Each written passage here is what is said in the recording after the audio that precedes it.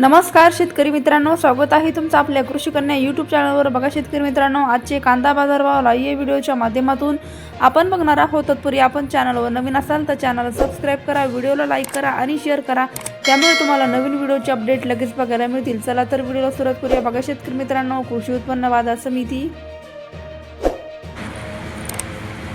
अकलूज आवकाली आहे 371 क्विंटल, किमान दर 200 रुपये, कमाल दर 1500 रुपये, सर्वसाधारण दर 1000 रुपये। पुढील बाजार समिती कोल्हापूर आवकाली आहे 7020 क्विंटल, किमान दर 500 रुपये, कमाल दर 1300 रुपये, सर्वसाधारण दर 1000 रुपये।